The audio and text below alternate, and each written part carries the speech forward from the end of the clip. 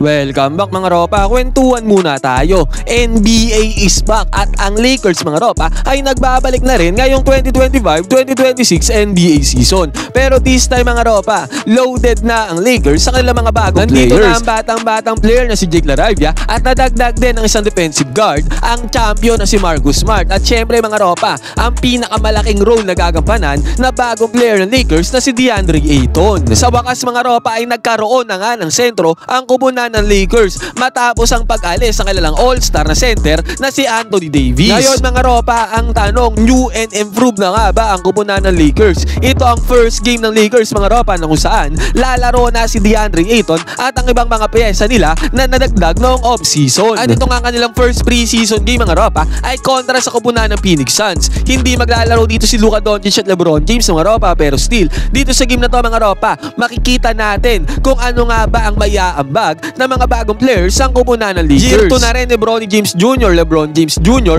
Pangalawang taon niya na mga ropa dito sa game na to. Siyempre nagamit din si Bronny James Jr. Ngayon mga ropa, tignan natin kung ano ang nangyari dito sa preseason game na to ng kupunan ng Lakers. New and improved Lakers na nga ba to mga ropa? May sentro na sila. Ito ang game analysis at breakdown. First preseason game, new look Lakers mga ropa versus kupunan ng Phoenix Suns. Simulan na natin to.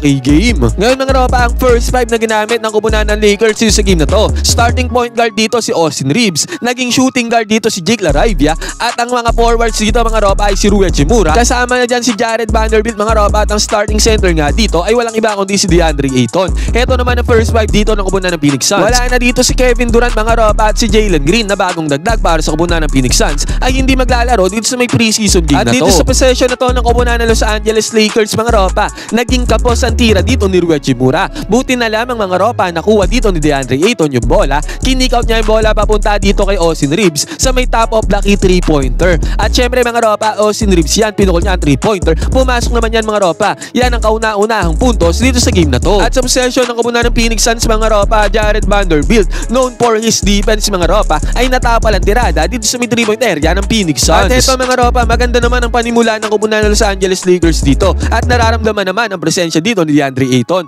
Kitang-kita natin dito mga ropa, nag-set siya ng high screen dito kay Austin Reeves. At dahil sa screen na yan mga ropa, napaswitch dito ang depensa ng kupunan ng Phoenix Suns against kay Austin Reeves. Dahil nagbibigay nga ng screen si DeAndre Ayton dito sa may ibabaw mga ropa, hoping tayo na magkaroon na ng pick and roll threat ang kupunan ng Lakers. Lalo na mga ropa pag si Luka Doncic na ang nagpo-point guard para sa kupunan ng Lakers at si DeAndre Ayton na ang laging roll. Pero dito sa play na to mga ropa, dahil napaswitch nga sa depensa ang kupunan ng Phoenix Suns, mismatch to against kay Austin Reeves mga ropa, kaya madali lamang iniwanan ni Austin Reeves ang depensa ng kupunan ng Phoenix Suns. Easy 2 points na nagawa dyan ni Austin Reeves, basket is good. Sa depensa naman tayo mga ropa, dahil nga may true center na ang kupunan ng Lakers sa katauhan ni DeAndre Ayton. Heto mga ropa, maaga siyang nag-show down sa may ilalim nung umatake dito si Devin Booker. Yun nga lang mga ropa, na i-kick out yung bola papunta kay Dillon Brooks. Take note mga ropa, si Dillon Brooks nandito na sa kupunan ng Phoenix Suns mga ropa. Trinade siya ng Houston Rockets papunta dito sa may Phoenix Suns kasama si Jalen Green. At syempre mga ropa, Dillon Brooks, known for his shooting rin mga ropa, yan ang kanya na po-provide sa kanyang team. Pasok ang 3-pointer dyan ni Dillon Brooks, basket is good. At eto mga ropa, depensa ulit ng kupunan ng Lakers. Kahit na naharangan dito si DeAndre Ayton mula sa screen, lumaban siya dyan mga ropa para magkaroon pa ng malinis na block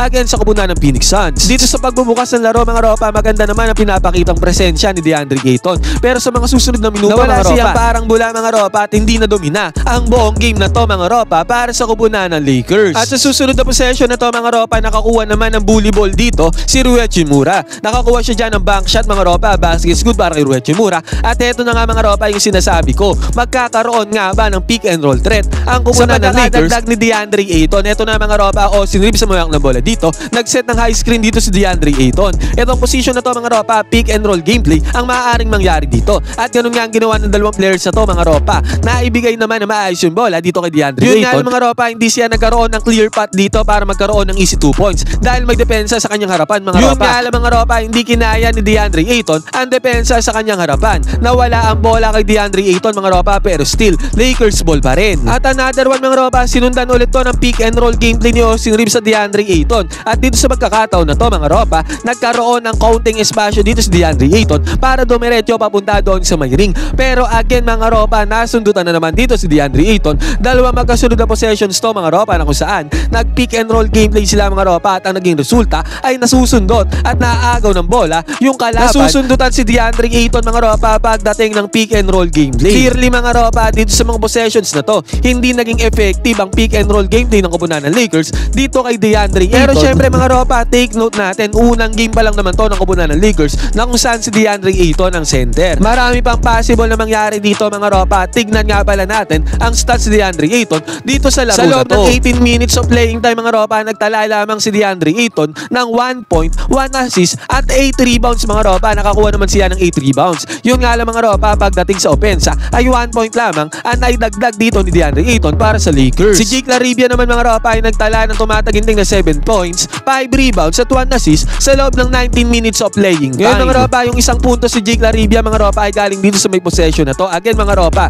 nagkaroon na naman sana ng pick and roll gameplay dito ang koponan ng Lakers, pero ang ginawa dito ni Austin Reeves mga ropa ay nakita niya si Jake LaRavia na open din sa may right side corner 3-pointer na open. Kick out ng bola mga ropa, 3-pointer yan si Jake LaRavia. Pumasok ang 3-pointer dito ni Jake LaRavia, basket is good. Ito ang kauna-unahang punto si Jake LaRavia sa Lakers uniform mga ropa. At heto, Austin Reeves mga ropa, siya talaga ang bumuhat dito para sa koponan ng Lakers. Pero ang pagbuhat nga ni Austin Reeves dito mga ropa hindi enough, dahil nga dito sa game na to mga ropa ay nanalo pa rin ang koponan ng Phoenix Suns. At dito sa possession na to mga ropa, heto, tignan natin ang gandang pagmamando, pag-penetrate ng bola ang ginawa dito ni Austin Reeves. At dyan sa penetration na yan mga ropa ay nagkaroon nga ng magandang pasa pa dito si Austin Reeves papunta kay DeAndre Ayton. Pero yun nga lang mga ropa, malas talaga, hindi pa naipasok ni DeAndre Ayton ang kanyang tira na open dito sa may ilalim. Kaya nga dito sa game na to mga ropa, 1 point lamang ang tinala ni DeAndre Ayton. Easy 2 points na sana to mga ropa. Ang gandang penetration at ang gandang pasa na rin ang ginawa dyan ni Austin Reeves, pero hindi nga yan ipasok ni DeAndre Ayton. Heto naman mga ropa, good deflection naman ang ginawa dito ng DeAndre Ayton doon sa may ilalim.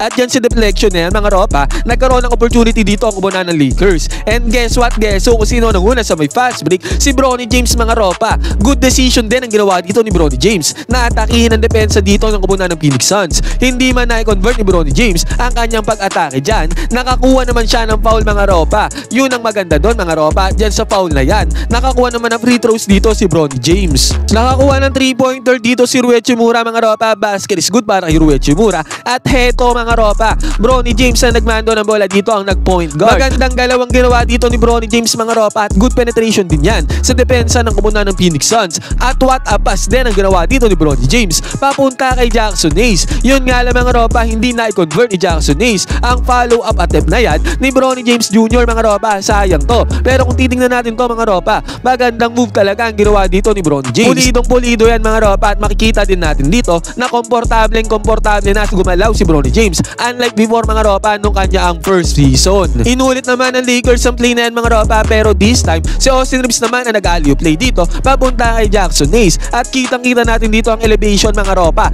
Ang taas ng talon dyan ni Jackson Hayes mga ropa para harap-harapang dakdakan dito ang koponan ng Phoenix Suns. Kung kanina mga ropa yung kay Bronny James ay hindi na-convert, pero this time mga ropa yung pasa naman ni Austin Reeves ay na-convert dito into monster slam ni Jackson Hayes. Basket is good. At again mga ropa, nakakuha na naman ng puntos dito si Jake LaRavia. Dito sa magandang cut na to mga ropa at magandang pasa din naman. Easy 2 points na nagawa dyan ni Jake LaRavia. At again mga ropa, nakakuha din ng puntos dito si Bronny James Jr. sa kanyang 3-point attempt na to mga ropa. Magandang pagmamando at komportable nga again si Bronny James dito sa attempt na to. 3-point shot mga ropa. Basket is good para kay Bronny James. Susubok pa nga sana ng another 3-pointer dito si Bronny James mga ropa. Yun nga lang, hindi na pumasok ang kanyang 3-point attempt dito. Basket is not good. At dito nga sa first preseason game ng koponan ng Lakers mga ropa, nagbabalik na sila ngayong season. Anong masasabi niyo mga ropa sa pagkakadagdag dito ni DeAndre Ayton, Jake LaRavia mga ropa sa kanilang first game? So far mga ropa, hindi magandang performance ang pinakita ni DeAndre Ayton